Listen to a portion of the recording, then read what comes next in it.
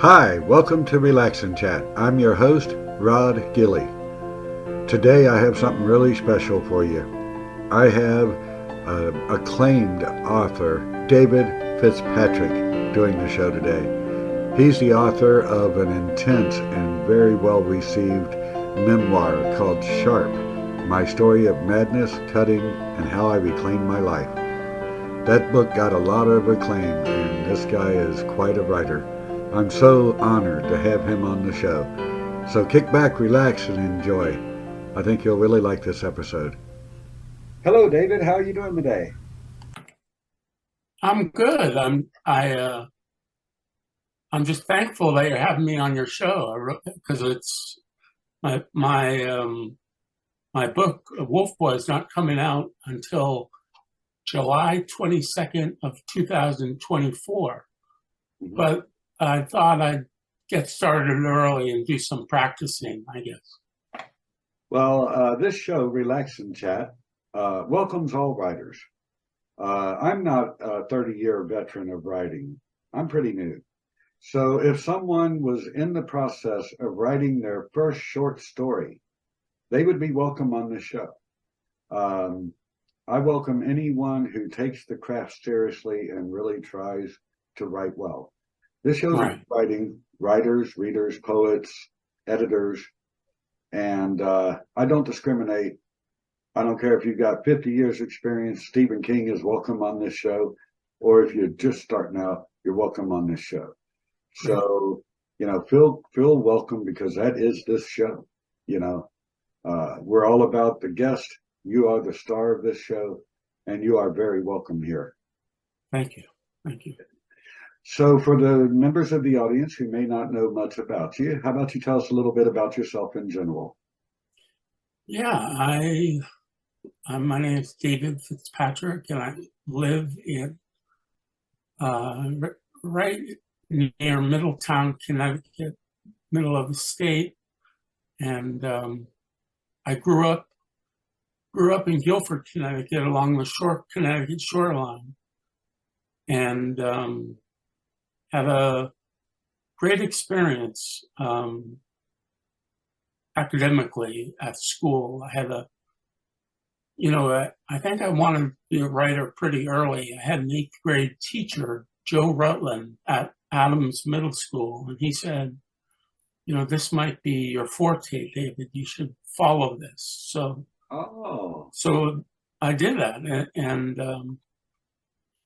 now I've got a second book coming out called Wolf Boy, and it's interesting. It's unique.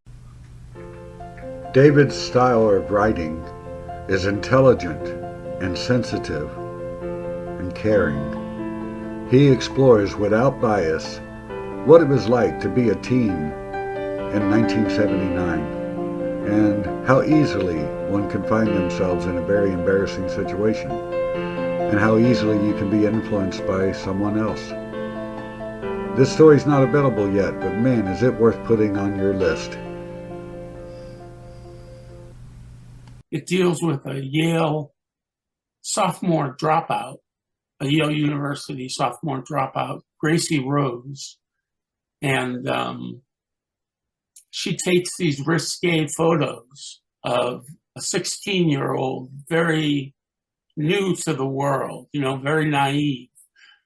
And she puts a mask on them because he's underage. He's like 16 or something. Oh. So he wears a Wolf Boy mask, and his friend Liam wears a Lone Ranger mask, and that's about all they wear. And then Gracie jumps in. She's 21, so it doesn't matter about her age. So so there's a lot of risque photos going on, and a year later, it all takes place in 1979. The summer of 79 in Cape Cod, Massachusetts. Mm-hmm. There's a treehouse in the backyard. And in that treehouse, the treehouse itself is called the Palatial Palace of the Palpable Pines. It's a Wow. little wordy, but Danny's uncle named it as a kid, and he's loved it ever since. And anyway, Gracie, this Yale student, is a great photographer, and so she captures all these two boys and herself in the mix, and they go all over Cape Cod, but a lot of the time they're in the tree fort. And those, a year later, those photos go on to be iconic bestsellers of the time.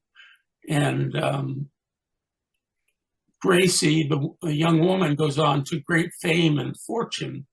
But the two guys, Liam and Danny, struggle with all the attention that's suddenly given. That's some of the attention when Liam actually announces who he is. Danny stays anonymous for the longest time. So anyway, it's just the success of that book and how it sort of changes his life and changes everyone's life around him. Oh. And that's coming out in July of 2024. So it's I think it's really good. I mean, sometimes, I don't know if you golf at all, Rob, but sometimes I go to a driving range, and practice my golf shot, and I'm really horrible. I'm not good at all.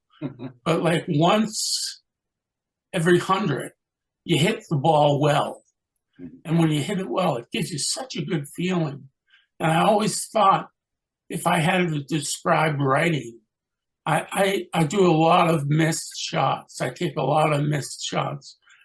But with this book, with Wolf Boy, and with my first book, Sharp, I really feel like I hit it well. So I got very lucky, and the first two books I've done have turned out pretty well. So I'm thankful to that. So Yeah. Now, Wolf Boy is coming out in 2024, and that's through Running Wild Press. Right, Running Wild Press. Yeah, I'm learning more and more about that publisher, and I'm very impressed with them. So I think your story is in very good hands. I really felt taken care of nicely. Lisa Kastner is she has fiery red hair and has just really charmed everyone. She was on Fortune magazine. She was in Forbes magazine too, and she's just a great publisher and has been very accepting. And then my editor, Cody Cisco, was very helpful with me with this book, and made a suggestion that since I have Danny, who's an LGBTQ plus character at 16, why not show that that life a little more in detail? And so I tried to, because Cody said this is a really good book, but I think you're going to have a lot of young people who are feeling lost or not sure where to go in their life, and they'll turn to this book like a compass. And so I didn't want to be too negative about the book or about this character's life and Danny Halligan's life, and it ended up being a lot of fun. And with the guidance of this editor I have, Cody Cisco, it really moved along nicely. So I am excited about it. So, awesome. Excuse me, I'll take a sit there. Oh, that's fine. I had the absolute pleasure of having one of Running Wild Press's acquisition editors, Ben White. Oh, yeah. My show. Episode 5 is a two-part episode in which he stars. And the man is brilliant. The man is so impressive. I've spoken a little bit with Lisa Kastner. Her schedule is even more busy than my schedule. Yeah. But I'm trying to get her on my show. Oh, she'd be great. Yeah, she's very charming. And like I said, I'm very impressed with Running Wild Press. I don't know very much about publishing in general, but each of the people I've met, and of course I researched the press, and very impressive, very impressive. Yeah, that Ben White you mentioned, he was my editor for a short story I got published last couple months ago called Henry Kabir, Kabir, and that little book. It's just a short 10-page or 8-page story. But he was very helpful with me with that book. So yeah, I think they're a fantastic team. And I use that word team because Ben White expressed that they have an acquisitions team. They don't have one editor who says, I like this book, I don't like this book. I love that they come together as a family and evaluate the works. Yeah. And they really help the writer make their work the very best story possible. And like I said, I mean, we could go on forever. I'm very impressed with Running Wild Press. I mean, I think they're great. I think every writer should at least try to submit a short story or a novella or a novel and see how it goes, because it could be massive for your career. Yeah. You know, to connect with that press. Yeah, and they take everything. You know, they have a special Rise press for any LGBTQ positive writers, or if the subject feels too racy, it doesn't matter. They find a way to make them fit. So there's a lot of adjectives I could use to describe Lisa Kastner, all positive. Yeah. And one that I would never use is timid. I don't think she's afraid of anything. No, I don't think so. I don't think so. Well, I do hope to get her on my show, but this show is about you. And I don't want us to stray too far from that. Wolf Boy sounds incredibly fascinating. And when we get a little closer to the release date, I would welcome you back on the show to promote that book. And I'll certainly help you in any way that I can to get it out there for people to see. That would be great, Rob. For a moment, I'd like to talk a little bit about maybe asking you a little about your writing process.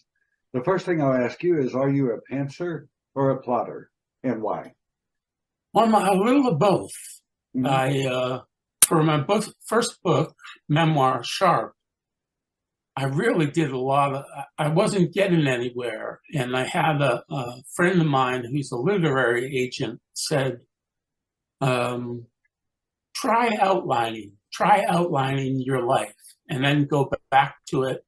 And so I did, and it was a lot simpler. And it really worked out nicely. And then for Wolf Boy, it was more like, living by the seat of my pants, you know, just kind of putting all the scenes together that really worked and made the story go. And then little by little, taking the stories out that didn't quite jibe with the rest of the tale, you know? And I remember I had a great teacher once, Rachel Bash, her name is, B-A-S-C-H, and she's a great writer herself. And she was just telling me about the necklace idea, you know, to write a necklace and just make it look good on you. But if it's too showy, take some of that out, you know, so you're left with just the important stories around your neck, the good story. And anyway, it always helped me think when I was doing the writing. So. Oh, fantastic. Another question I'd like to ask, I think it would come up with any writer. Writing, editing, rewriting, revisions, that takes a tremendous amount of time. But we all have some form of earning income, families, activities other than writing. How do you balance your time between being able to sit down and write, but also being able to meet all your other responsibilities? Yeah, well, I really have the best job in the world, I think, just because early on, I found something that I love to do, and that's to write, and my wife, Amy, has been a huge support of me right from the beginning. And she used to do some fantasy writing, and she was good.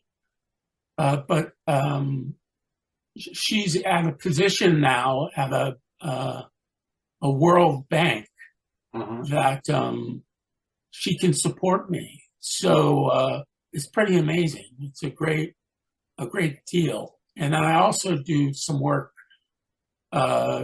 just on the side for my father, and who's a car dealer. Mm-hmm. And so with those two combined help, I think I got the best deal in the world, really. Yeah, it sounds fantastic. It's helpful because this way, excuse me, you can just focus on what you really need, just focus on when you when you write the best or how you write the best, and not worry about, well, I got to put in 4 hours at work or something like that. It's a hell of a deal, like I said. Oh, that's pretty cool. And you just said your wife is very supportive. I've been known to say, and it is true, that I've got an incredibly supportive wife. A gentleman named Stephen King is well known to have a very supportive wife. Is that right? There's a trend there. We might not have ever heard of Stephen King if it wasn't for his wife. A good example is Carrie, one of his biggest hits. Yeah. He tossed it in the trash can and she pulled it out and had him finish it. If she hadn't done that, who knows? So right. We are in very good company with a master like Stephen King. Yeah. We are very blessed to have wonderful wives. And I can totally relate to what you said. I'm an entrepreneur. I run a couple of small businesses, but I put an awful lot of time into these videos, a lot of time into my writing, and my wife is so understanding. So I can really can relate to what you said. Yeah, good. Toast to the wives. Yes, sir. I'll go with that. Cheers. I'm afraid we're going to run out of time. And very quickly, I wanted to make sure that we mentioned your other novel that's actually been out for a little while. And it's a memoir called Sharp. David's memoir, Sharp, My Story of Madness, Cutting, and How I Reclaimed My Life, is available in 2 versions. One, this blue version, is on Barnes & Noble. This one, the orange version, is on Amazon. Take your pick, but this story is well worth a read. Very intense. And it's amazing that he had the courage to write it. Yep, this one's worth taking a look at. Perhaps you could tell us a little bit about that. It was basically my life story for the first 46 years. And I got had a history of mental illness in my family, and so I was had a great young life at Guilford, but then I went out to college and got mixed up with the wrong crowd and did too many drugs, and anyway, I ended up having a breakdown, and then struggled with all kinds of ups and downs, and was in and out of a lot of hospitals, did some self-harm, very serious self-harm, and So I have my friend who I went to school with tells me, David, you got to write this down. This would make a good story. You know, I represent writers. So I said, okay. And so I got to it. And the full name is Sharp, My Story of Madness, Cutting, and How I Reclaimed My Life. And it's a good little memoir. It's a little intense, I think, for those. But I think it's a good for families of mentally ill who don't really get what's going on with their son or daughter or father or brother or mother. Yeah. You know, it's a good little peek into what that life can be like. So Yeah, I took a peek of it on Amazon, read a little bit of it that was available there, and absolutely fascinating. I think the audience will absolutely love it. I will yeah, definitely put a link down in the description to that book so that people can check it out because right. what I saw was very fascinating. And you were very brave to write that book. I applaud you for that. Yeah, Not thanks. enough It was people. freeing. It was very freeing, though, I found in the end, you know? Oh. Well, I'm glad it was helpful to write it. And it appears that you've come a very long way since then. And, you know, I salute you for that. We Yeah, thank you. we all have a touch of mental illness. A little touch of it is in everyone. Yeah, Sometimes yeah, it overwhelms one's life. And, you know, that's tremendous. It's very amazing to be able to take that journey, come out the other side, and become a successful writer. I'm very, yeah. very impressed. Well done, sir. Well, I'm Irish, so I'm a very lucky man. I think that's what it is. We have very little time left, so I'm going to skip a few questions so that you can have a few moments to speak directly to the audience. And you may share, again, maybe mention the release date for Wolf Boy that's coming out. And you may share anything else that you would like to share with the audience. Please enjoy. Yeah, Oh, it's coming out July 22nd, 2024. And I'm just really excited about it. The cover is being worked on now. And it's like I think I mentioned to you in the description, it features a lot of the action takes place in a palatial palace of the palpable pines, a tree fort up in the trees at Cape Cod, and three friends who just kind of get carried away with the 1979 lifestyle and have fun and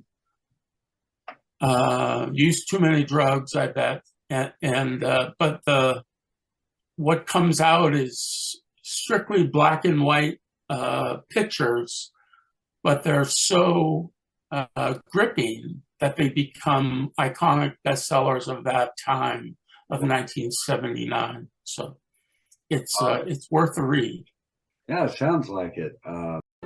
Wolf Boy by David Fitzpatrick is coming out July 2024 with Running Wild Press. This book is worth putting on your calendar. You know, I was a teenager in '79. Oh, And you were between the rocking era of the 60s and 70s and the yeah, disco era of the 80s. And there was a lot of booze and drugs and, yeah, you yeah, know, running around with a lot of girls and doing a lot of stupid things. And it would be so easy for any young man in that time period to find himself in an embarrassing situation.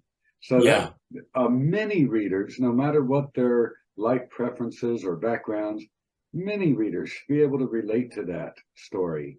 I And, think so. oh, I think it's going to be a big hit. And like I said, I'll be happy to have you back on the show and help you promote it. Great. I really appreciate that. Yeah, maybe ask Lisa Kastner for a little guidance on when to do what. But you have a standing invitation to come on and we'll promote that book. Oh, great. Thanks so much, Rod. I appreciate it. It's my honor. It's a real pleasure to introduce you to the audience, get to know a little bit more about you. You know, this is what I do. I do this because I love it. I love making new writer friends. I love enjoying the conversations I have with writer friends I've had a little while. You do it well. Yeah. Oh, thank you. I love bringing the audience something that, as far as I know, there's not really nothing like it anywhere else on YouTube or the website. I think I have a pretty unique show. Yeah. And what makes it unique has nothing to do with me. What makes it unique is you. I have the blessing, absolute blessing, of having some of the most interesting guests on this show. I never imagined it would open up such a wonderful world for me and hopefully for all of my audience. And, you know, that definitely includes you, with a fascinating background, an amazing memoir, a fantastic book coming out next year. Wow. I am so honored to have you on this show. Oh, thanks, Rod. Thank you for That's taking sweet. the time. Thank you for taking the time to come on. All right, and good luck with your own writing. Yeah, I'll keep hacking away at it. I think I'm a halfway decent writer, but I've got a long way to go. And but I do intend to release an excellent novel. Hopefully it'll be released in 2024, 2025. What feedback I've had on it so far has been extremely positive. So I'll keep working on it, that's for sure. Well, I'm afraid we're going to run out of time. So for now, I'll have to say goodbye, but I will welcome you back on the show very happily. And I wish you all the best. And you continue on the great path you appear to be on. You're doing great. Don't stop. Never give up. Thanks so much. You too. Have a great day, sir. Take care.